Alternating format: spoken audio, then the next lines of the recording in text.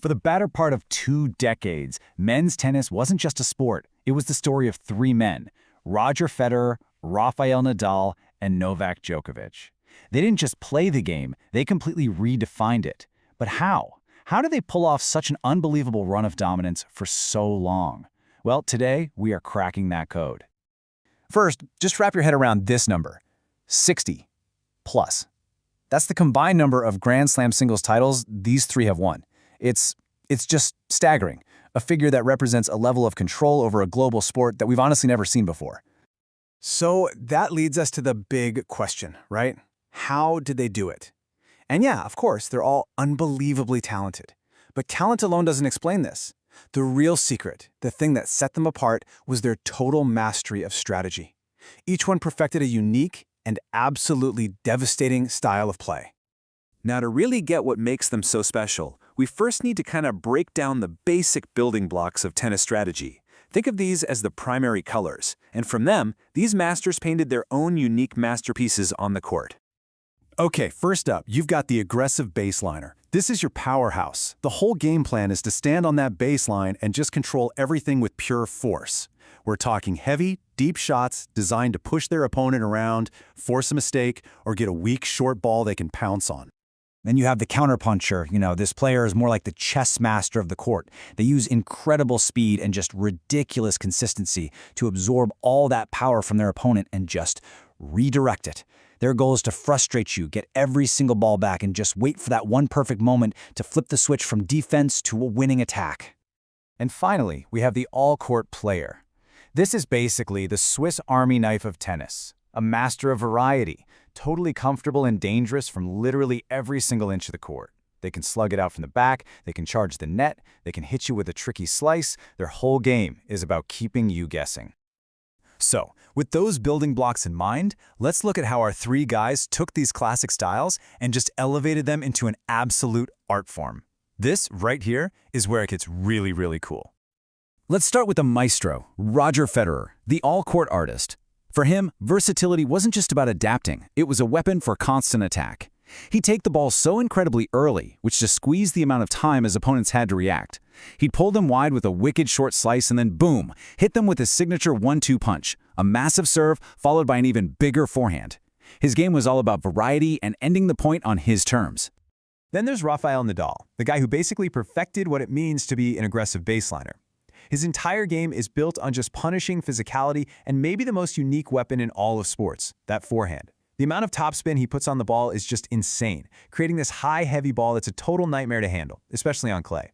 He turns defense into offense better than anyone, chasing down balls no one thinks he can get to, and then unloading on his opponent's backhand until their game just breaks. And that leaves us with Novak Djokovic. And look, he didn't just master the counterpuncher style, he completely evolved it. He has arguably the single greatest return of serve in history, which means he can neutralize your best weapon from the very first shot. His crazy flexibility lets him slide into defensive positions that should be impossible and then turn them into an attack. He just absorbs and redirects pace with surgical precision, making rallies longer and longer until his opponent's strategy and often their will completely falls apart. Okay, so we've got 3 totally different styles, right? The artist, the bull, the chess master. But there's a common thread, a unifying principle that connects them all.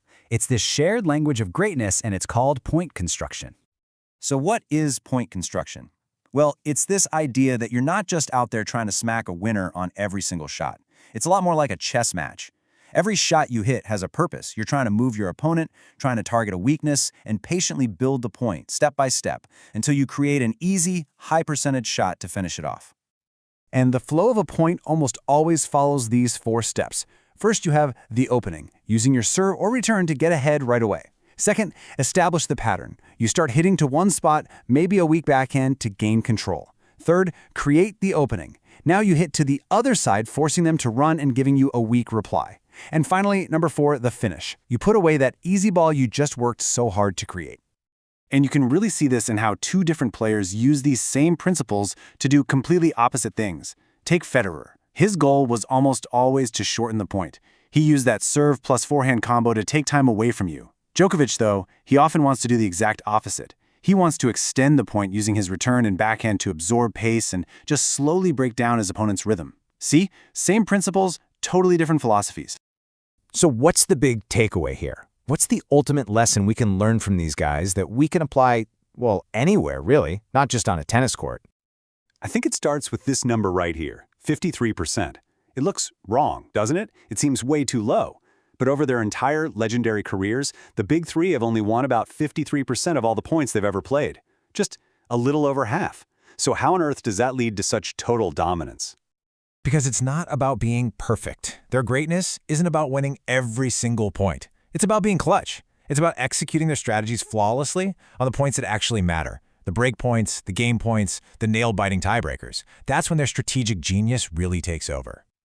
This quote from the business strategist Michael Porter just sums it all up perfectly. A winning style is defined just as much by what you choose not to do. Federer chose not to get into long grinding rallies from the baseline. Djokovic chose not to take big risks by coming to the net all the time. They each built a system that played to their incredible strengths while protecting their few weaknesses. And that's really the final thought to leave you with. Each of these legends figured out what made them special, and then built an entire identity around it. So the question for all of us is, whether it's on a tennis court or in any other part of life, what's your unique strength, and how can you build your game around it?